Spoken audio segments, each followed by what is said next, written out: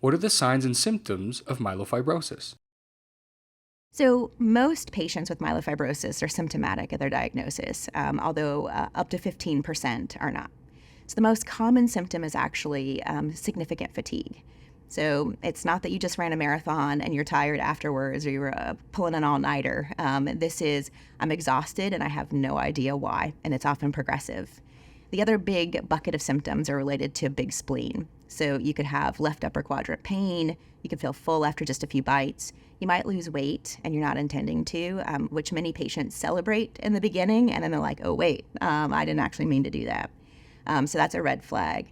Having low-grade fevers or night sweats are also common symptoms in MPN. And so if you have any of those symptoms, we highly recommend that you see your primary care doctor. And then the other common presenting symptoms can be bone pain related to this overproduction of blood cells within the bone marrow and abdominal discomfort.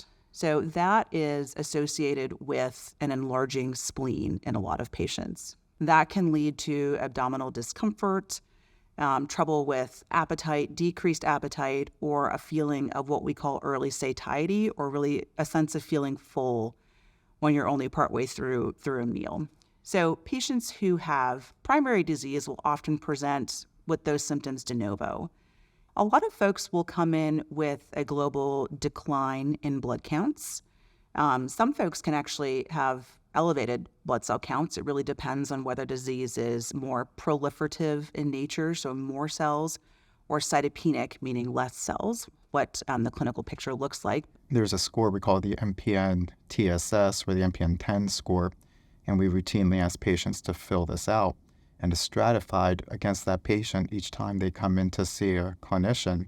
And it asks them on a scale of 0 to 10 if they're fatigued, if they're having numbness, night sweats, unintentional or unclear fevers, unintentional weight loss, bone pain, abdominal pain, or early satiety, which is filling up quickly without eating a full meal.